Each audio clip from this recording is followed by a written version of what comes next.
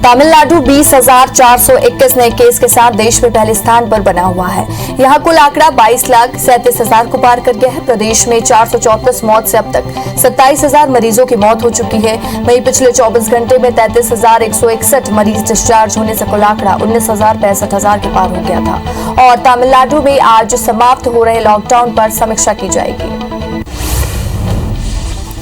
मध्य प्रदेश में 735 नए केस मिलने से आंकड़ा 7,85,000 के पार हो गया। प्रदेश में 42 मरीजों की मौत से कुल आंकड़ा 8,337 हो गया। वहीं पिछले 24 घंटे में 1,934 मरीज डिस्चार्ज होने से अब तक 7.5 लाख को पार कर गया है केसेस। और राज्य में एक्टिव मरीजों की संख्या 10,103 हो गई है। हालांकि मध्य प्रदेश में कोरोना केस लगातार कम होते जा रहे हैं। छत्तीसगढ़ में धीमी रफ्तार के बीच कोरोना के 999 नए मामले सामने आए हैं। वहीं 25 लोगों की मौत से अब तक 13,217 लोगों की मौत हो चुकी है। 1,909 मरीज डिस्चार्ज होने से कुल आंकड़ा 9,44,000 के पार हो गया है। एक्टिव मरीजों की संख्या 23,280 पहुंच गई है। वहीं रायपुर में 45 और दुर्ग में नए 23 केस मिले हैं। छत्तीसगढ़ में ब्लैक फंगस के आंकड़े धीरे धीरे बढ़ने लगे हैं। छत्तीसगढ़ में अब तक ब्लैक फंगस के 259 मरीज मिल चुके हैं। वहीं प्रदेश में ब्लैक फंगस से अब तक 16 लोगों की मौत हो चुकी है। दुर्ग में सबसे ज्यादा 68 और मरीज सामने आए हैं। रायपुर में 48, बिलासपुर में 33, रायगढ़ में 21 और राजनांदगांव में 16 मरीज मिले हैं। रायपुर एम्स में ओपीडी की सेवाएं आज से शुरू हो गई हैं। एम्स में सुबह 9 बजे से 1:30 बजे तक ओपीडी सेवाएं खुली रहेंगी। इसके लिए ऑनलाइन रजिस्ट्रेशन कराने वालों का ही कार्ड बनेगा। बता दें कि 17 अप्रैल से रायपुर एम्स में ओपीडी की सेवाएं बंद थी। अब कोरोना के संक्रमण को घटते हुए देखकर ये फैसला लिया गया। खंडवा जिले के हरसूद विधानसभा में वैक्सीनेशन के लिए अनूठी पहल की गई। यहां पोलिंग बूथ की तरह वैक्सीनेशन कैंप बनाए गए और लोगों को लाने ले जाने की सुविधा देकर उन्हें टीका लगवाकर विधानसभा के आशापुर समेत कई गांवों में 100% वैक्सीनेशन हो चुका है। महंगाई को लेकर छत्तीसगढ़ कांग्रेस आज प्रेस कॉन्फ्रेंस करेगी। राजधानी रायपुर के राजीव भवन में दोपहर 12 बजे कांग्रेस की प्रेस कॉन्फ्रेंस होगी। बता दें कि केंद्र की नीतियों और बढ़ती महंगाई के खिलाफ छत्तीसगढ़ कांग्रेस लगातार विरोध कर रही है। शनिवार को पूरे प्रदेश में कांग्रेस ने धरना प्रदर्शन किया था। राज्यसभा सांसद ज्योतिरादित्य सिंधिया आज इंदौर दौरे पर रहेंगे। मध्य प्रदेश में सियासी हलचल के बीच सिंधिया का दौरा काफी अहम माना जा रहा है। सिंधिया संगठन के पदाधिकारियों से मुलाकात कर सकते हैं। वहीं 9 जून को सीएम शिवराज सिंह चौहान और एमपी बीजेपी अध्यक्ष वीडी शर्मा से मुलाकात करेंगे। केंद्रीय मंत्री नरेंद्र सिंह तोमर अल्प प्रवास पर मुरैना पहुंचे। बीजेपी में मचे अंदरूनी घमासान मंत्री तोमर बचते नजर आए। वहीं निगम मंडलों को लेकर पार्टी पदाधिकारियों को अधिकृत बताया। उन्होंने नेताओं से मिलने को अहम बताया। मंत्री तोमर उन परिवारों से मिले जिन्होंने कोरोना से अपने परिजनों को खो दिया। तोमर ने मृतकों को श्रद्धांजलि भी अर्पित की। अपनी विधानसभा में 100% लोगों को वैक्सीनेशन लगवाने के उद्देश्य से इंदौर के भाजपा विधायक आकाश विजयवर्गीय ने एक प्लान बनाया है। विजयवर्गीय लकी ड्रॉ के माध्यम से वैक्सीन लगवाने वाले लोगों को पुरस्कृत करेंगे। इन पुरस्कारों में ऑक्सीजन कंटेनर और साथ ही कई प्रकार की सामग्री रखी गई है। इसे लेकर बैठक रखी गई जिस पर कांग्रेस ने निशाना साधा।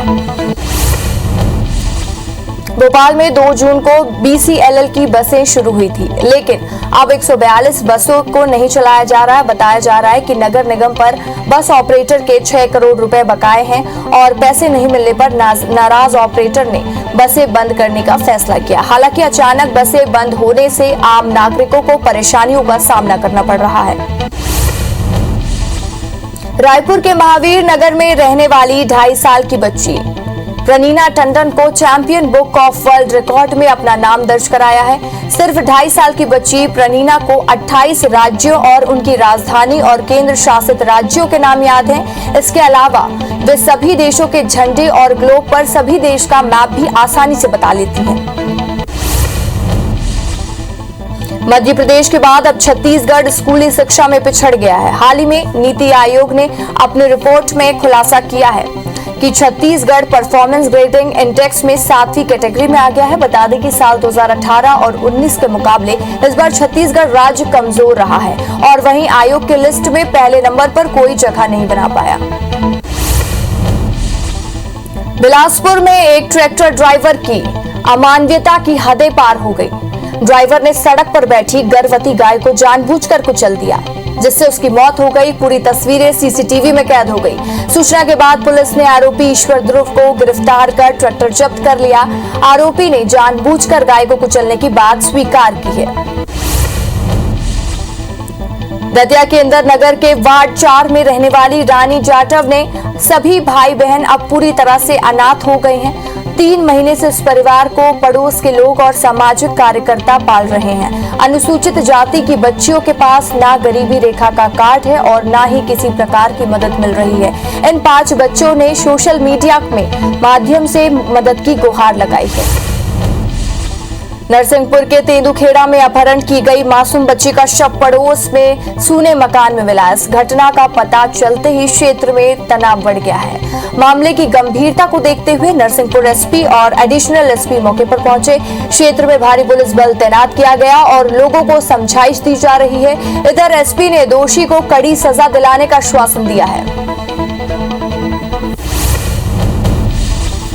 मध्य प्रदेश में 7 दिनों से चल रही जूनियर डॉक्टर्स की हड़ताल खत्म हो गई है। जूनियर डॉक्टर्स ने चिकित्सा शिक्षा मंत्री विश्वास सारंग से चर्चा के बाद हड़ताल खत्म करने का फैसला लिया। आज जुडा के प्रतिनिधि मंडल ने मंत्री विश्वास सारंग से मुलाकात की और हड़ताल भी खत्म किया। जूनियर डॉक्टर्स की हड़ताल खत्म होने पर चिकित्सा शिक्षा मंत्री विश्वास सारंग का बयान सामने आया है। सारंग ने कहा कि जुडा ने हड़ताल खत्म कर दी है। समय समय पर जुडा से बात होती रहेगी। इसके साथ ही जूनियर डॉक्टरों को 17% स्टाइफन में बढ़ोतरी की जाएगी। पाकिस्तान में बड़ा ट्रेन हादसा हो गया। सिंध में 2 ट्रेनें आपस में टकरा गई।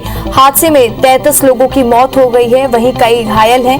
हम आपको बता दें कि यह हादसा रेती और डहारी रेलवे स्टेशन के बीच में हुआ है, जहां सर सैयद एक्सप्रेस और मिल्लत एक्सप्रेस के बीच में भिड़ंत हो गई है। वहीं रेस्क्यू ऑपरेशन अभी भी जारी है। मरने वालों की संख्या बढ़ने की आशंका है। राजधानी दिल्ली में अनलॉक की प्रक्रिया शुरू होने के बाद आईटीओ पर ट्रैफिक जाम लग गए और साथ ही 1.5 महीने बाद दिल्ली अनलॉक हुआ है, जिसके बाद कार लेने और समय पर सड़कों में हैवी ट्रैफिक देखने को मिली। सड़कों पर हर तरफ गाड़ियां ही गाड़ियां नजर आई। हालांकि बाद में ट्रैफिक से राहत मिल गई। दिल्ली के मुख्यमंत्री अरविंद केजरीवाल ने आज ऐलान किया है कि 45 वर्ष के सभी लोगों को 4 हफ्ते के अंदर वैक्सीनेशन पूरा किया जाएगा। इसके साथ ही दिल्ली के 70 वार्ड के अंदर आज से अभियान शुरू होगा। इसमें पोलिंग बूथ की तरह वैक्सीनेशन सेंटर बनाए जाएंगे। एम्स दिल्ली कोवैक्सीन की मानव परीक्षण के लिए बच्चों की स्क्रीनिंग आज से शुरू करने जा रहा है। इसके कुछ दिन पहले एम्स पटना ने भारत बायोटेक की वैक्सीन को मंजूरी मिलने के बाद बाल चिकित्सा परीक्षण शुरू हो चुका है। Drugs controller general of India ने 11 मई को वैक्सीन पर बच्चों का मानव परीक्षण करने की मंजूरी दी थी। राजधानी दिल्ली में करीब 1.5 महीने की पाबंदियों के बाद बाजार, मॉल और कार्यालय आज से दोबारा खुल गए हैं। इसके साथ ही शहर में कोविड गाइडलाइन का पालन कराने पुलिस और जिला प्रशासन की टीमों को तैनात किया गया है। दिल्ली में आज से मेट्रो 50% क्षमता के साथ चलेगी और बाजार और मॉल ऑड और इवन आधार पर खुलेंगे। महाराष्ट्र में अनलॉक के लिए जिलों को 5 लेवल में बांटा गया है। आज से लेवल 1 के जिलों को सबसे ज्यादा छूट दी जाएगी, जबकि लेवल 5 वालों को लॉकडाउन के सभी प्रतिबंध बरकरार रखे जाएंगे। इसके तहत मुंबई में आम जनता के लिए बस सेवा फिर से शुरू हो गई है। इसके साथ ही फेस मास्क पहनना अनिवार्य होगा। दुनिया भर में कोरोना के मामले 17 करोड़ 40 लाख के पार पहुंच गए हैं और वहीं अब तक 37,43,000 मरीजों की मौत हो चुकी है। दुनिया भर में 15 करोड़ 70 लाख मरीज कोरोना को हराकर स्वस्थ हो चुके हैं। एक्टिव मामला 1 करोड़ 32 लाख के पार पहुंच गया है। संक्रमण के मामले में भारत दुनिया में अमेरिका के बाद दूसरे स्थान पर बना हुआ है। देश में एक दिन में कोरोना के 1,01,000 नए मामले सामने आए हैं, जिससे कुल आंकड़ा 2 करोड़ 89 लाख के पार पहुंच गया है। वहीं 2444 नई मौत से कुल आंकड़ा 3,49,000 मरीजों की मौत हो चुकी है। पिछले 24 घंटे में 1,73,000 मरीज के ठीक होने से कुल आंकड़ा 2,71,00,000 के पार पहुंच गया और साथ ही 13,98,000 मरीजों का इलाज जारी है। तमिलनाडु 20,421 नए केसेस के साथ ही देश के पहले स्थान पर बना हुआ है। यहां कुल आंकड़ा 22,37,000 के पार पहुंच गया है। प्रदेश में 434 मौत से अब तक आंकड़ा 27,000 मरीजों की मौत हो चुकी है। वहीं पिछले 24 घंटे में 33,161 मरीज डिस्चार्ज होने से कुल आंकड़ा 19,65,000 मरीजों तक का पहुंच चुका है। तमिलनाडु में आज समाप्त हो रहे लॉकडाउन पर समीक्षा की जाएगी। मध्य प्रदेश में 735 नए केसेस मिलने से आंकड़ा 7,85,000 के पार हो गया है। प्रदेश में 42 मरीजों की मौत से कुल आंकड़ा 8,337 हो गया है। पिछले 24 घंटे में 1,934 मरीज डिस्चार्ज होने से अब तक 7.5 लाख को पार कर गया है केसेस और साथ ही राज्य में एक्टिव मरीजों की संख्या 10,103 हो गई है। हालांकि एमपी में कोरोना केस लगातार कम होते नजर आ रहे हैं। छत्तीसगढ़ में धीमी रफ्तार के बीच कोरोना के 999 नए केस सामने आए हैं। वहीं 25 मौत से अब तक आंकड़ा 13,217 लोगों की मौत हो चुकी है और 1,909 मरीजों के डिस्चार्ज होने से कुल आंकड़ा 9,44,000 के पार हो गया है। एक्टिव मरीजों की संख्या की बात करें तो 23,280 पहुंच गई है। छत्तीसगढ़ में ब्लैक फंगस के आंकड़े धीरे धीरे बढ़ने लगे हैं। छत्तीसगढ़ में अब तक ब्लैक फंगस के 259 मरीज मिल चुके हैं। वहीं प्रदेश में ब्लैक फंगस से अब तक 16 लोगों की मौत हो चुकी है। दुर्ग में सबसे ज्यादा 67 मरीज आए हैं सामने और रायपुर में 48, बिलासपुर में 33, रायगढ़ में 21 और राजनांदगांव में 16 केसेस मिले हैं। रायपुर एम्स में ओपीडी की सेवाएं आज से शुरू हो गई हैं। एम्स में सुबह 9 बजे से 1:30 बजे तक ओपीडी सेवाएं खुली रहेंगी। इसके लिए ऑनलाइन रजिस्ट्रेशन करवाने वालों का ही कार्ड बनेगा। बता दें कि 17 अप्रैल से रायपुर एम्स में ओपीडी की सेवाएं बंद थी। अब कोरोना के घटते संक्रमण को देखते हुए इसे बहाल करने का फैसला लिया गया। खंडवा जिले के हरसूद विधानसभा में वैक्सीनेशन के लिए अनूठी पहल की गई।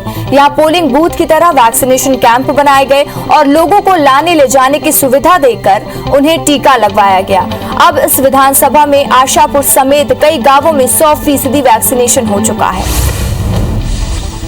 वैक्सीनेशन को बढ़ावा देने एमपी के पर्यटन विभाग ने बेहतर पहल की है। मध्य प्रदेश शासन के सहयोग से खजुराहो में पर्यटक और स्थानीय लोगों के लिए अलग अलग डिस्काउंट ऑफर दे रहे हैं, जिसके तहत वैक्सीन लगा चुके लोगों को होटल में रुकने और रेस्टोरेंट में खाने पीने के लिए 25% का डिस्काउंट दिया जाएगा और अगर दोनों डोज लगवा चुके हैं तो 30% का डिस्काउंट मिलेगा। केंद्रीय मंत्री नरेंद्र सिंह तोमर अल्प प्रवास पर मुरैना पहुंचे। बीजेपी के मचे अंदरूनी घमासान मंत्री तोमर बचते नजर आए। वहीं निगम मंडलों को लेकर पार्टी पदाधिकारियों को अधिकृत बताया। उन्होंने नेताओं से मिलने को अहम बात की और साथ ही मंत्री तोमर उन परिवारों से मिले जिन्होंने कोरोना से अपने परिजनों को खो दिया। तोमर ने मृतकों को श्रद्धांजलि भी अर्पित की। इंदौर में नगर निगम में वर्ष 2021-22 का बजट पेश हुआ है। निगम आयुक्त प्रतिभा पाल ने बजट पेश किया है। इस साल कुल 5,162 करोड़ का बजट पेश किया गया। पिछले वर्ष कुल 82 करोड़ का घाटा हुआ बजट भी इसमें शामिल किया गया। इस बार भी नगर निगम ने कोई नया टैक्स नहीं लगाया है और वहीं अगर हम बात करें तो स्वच्छता, नदी शुद्धिकरण पर खास फोकस रखा गया। अपनी विधानसभा में 100% लोगों का वैक्सीनेशन लगवाने के उद्देश्य से इंदौर के भाजपा विधायक आकाश विजयवर्गीय ने एक प्लान तैयार किया है। विजयवर्गीय लकी ड्रॉ के माध्यम से वैक्सीन लगवाने वाले लोगों को पुरस्कृत कर रहे हैं और साथ ही पुरस्कारों में ऑक्सीजन कंटेनर के साथ ही कई प्रकार की सामग्री रखी गई है। इसे लेकर बैठक रखी गई जिस पर कांग्रेस ने निशाना साधा।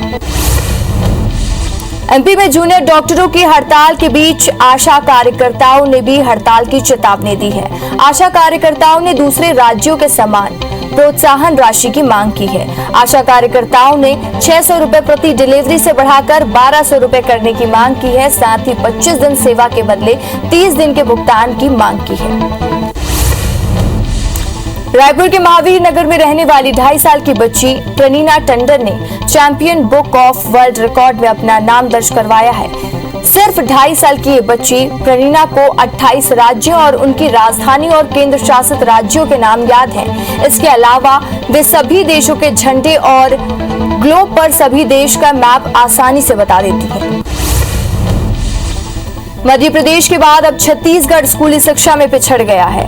हाल ही में नीति आयोग ने अपनी रिपोर्ट में इसका खुलासा किया है कि छत्तीसगढ़ परफॉर्मेंस ग्रेडिंग इंडेक्स में 7वीं कैटेगरी में आया है। बता दें कि साल 2018-19 के मुकाबले इस बार छत्तीसगढ़ राज्य कमजोर रहा है। वहीं आयोग की लिस्ट में पहले नंबर पर कोई राज्य नहीं है। बिलासपुर में एक ट्रैक्टर ड्राइवर की अमानवीयता के हदें पार हो गई हैं और ड्राइवर ने सड़क पर बैठी गर्भवती गाय को जानबूझकर कुचल दिया, जिससे उसकी मौके पर ही मौत हो गई और पूरी तस्वीरें सीसीटीवी में कैद हो गई। सूचना के बाद पुलिस ने आरोपी ईश्वर ध्रुव को गिरफ्तार कर लिया है। ट्रक जब्त कर लिया गया है। आरोपी ने जानबूझकर गाय को कुचलने की बात स्वीकार कर ली है। 5 जून से नक्सलियों का जन पिथौरी सप्ताह शुरू हो चुका है। 11 जून तक चलने वाले जन पिथौरी सप्ताह में दूसरे दिन दंतेवाड़ा में नक्सलियों का उत्पात देखने को मिला। नक्सलियों ने अरनपुर के और पोटाली सड़क को जगह जगह काटकर आवागमन बाधित कर दिया। मार्ग में नक्सलियों ने पोस्टर लगाकर सिलगेर घटना के विरोध के साथ बस्तर भर के पुलिस कैंप हटाने की मांग की है। सूरजपुर में नदी में नहाने गए 4 नाबालिग डूब गए। 2 नाबालिग को स्थानीय लोगों ने बचा लिया और 2 की मौत हो गई है। सूचना मिलने पर होमगार्ड की टीम मौके पर पहुंचकर बचाव कार्य में जुट गई थी। रेस्क्यू ऑपरेशन 3 घंटे तक चला। पूरा मामला नमदगिरी गांव का है। ग्वालियर के जया रोग अस्पताल परिसर में लगे थीम रोड पर हादसा हो गया। एक बेकाबू कार ने राह चलती महिला को टक्कर मार दी।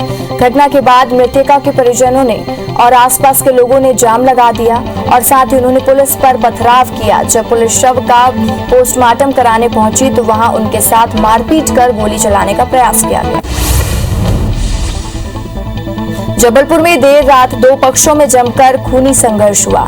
इस दौरान तलवार और चाकू लेकर एक पक्ष ने दूसरे पक्ष पर हमला बोल दिया, जिसमें एक युवक की मौत हो गई है, जबकि 4 से 5 युवक गंभीर रूप से घायल हो गए हैं। घटना के बाद मौके पर पहुंची पुलिस ने शव को पोस्टमार्टम के लिए भेजकर आरोपियों की तलाश में शुरू हो गई। छतरपुर के मऊ में सहनिया में भाजपा नेता की गुंडई का मामला सामने आया है। नौगांव थाना पुलिस ने पीड़ित की शिकायत पर बीजेपी नेता सहित 4 पर मामला दर्ज कर लिया है। 3 आरोपियों को गिरफ्तार कर लिया गया है। पीड़ित परिवार का आरोप है कि पुलिस ने राजनीतिक संरक्षण के चलते फायरिंग की घटना का जिक्र नहीं किया और न ही धाराएं लगाई। घटना में 3 लोगों को चोट लगी है। कोरबा में एक गुट की गुंडागर्दी का एक बार फिर से सामने आई है। गुट ने एक ही पखवाड़े पूर्व पीड़ित व्यक्ति को बुलाया और उससे सुनसान जगह पर लेकर गए और साथ ही बेदम पीटा। घटना का वीडियो बन गया और सोशल मीडिया पर तेजी से वायरल होने लगा और मामले में एएसपी ने जांच की बात कही है। जबलपुर में नकली रेमडेसिविर इंजेक्शन मामले में कंपनी ने खुलासा किया है। सिटी अस्पताल में भेजे गए इंजेक्शन को लेकर खुलासा हुआ है, जहां इंजेक्शन में माइलून कंपनी का बैच नहीं बल्कि किसी और कंपनी का बैच मिला है।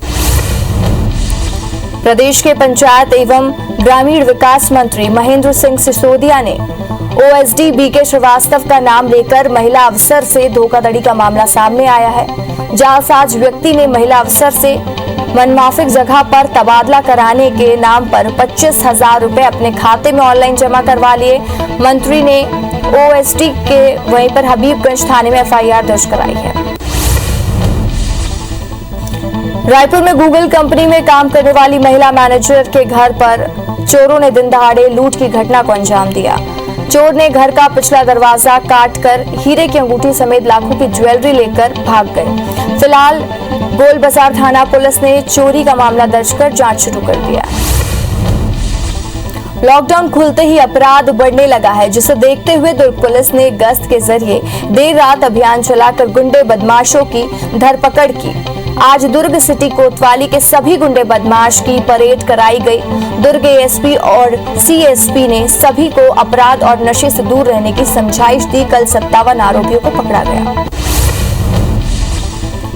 ग्वालियर में घर से सिलाई सीखने निकली युवती घर वापस नहीं लौटी। परिजन का आरोप है कि वो दहेज के लिए घर में रखे 5 लाख रुपए और सोने के जेवर लेकर भाग गई। जब युवती घर नहीं लौटी तो परिजन को इसकी जानकारी हुई। पुलिस ने गुमशुदगी दर्ज कर युवती की तलाश शुरू कर दी है। मुरैना के पहाड़गढ़ में वहीं धूरकुड़ा पर एक महिला की मौत की गुत्थी सुलझाने के लिए पुलिस अंतिम संस्कार वाली जगह पर पहुंची और शव की राख, दांत और हड्डियों के सैंपल लिए। अब डीएनए टेस्ट कराकर मौत के कारणों का पता लगाया जाएगा। बता दें कि मृतक के परिजनों और गांव वालों ने ससुराल पक्ष पर मारपीट के बाद हत्या का आरोप लगाया है। पन्ना कटनी मार्ग पर विक्रमपुर गांव में करीब 3 दिन से बाघिन ने डेरा जमाया हुआ है। इससे गांव में दहशत का माहौल है। हालांकि बाघिन की जानकारी लगते ही मौके पर पन्ना टाइगर रिजर्व की रेस्क्यू टीम पहुंची और बाघिन को गांव से जंगल की ओर खदेड़ा जा रहा है, लेकिन टीम को अब तक सफलता हाथ नहीं लगी है। कोरबा के शांतिनगर इलाके में एक घर में 25 से ज्यादा सांप निकले। सांपों को पकड़ने के लिए रेस्क्यू टीम ने घंटों तक प्रयास किया।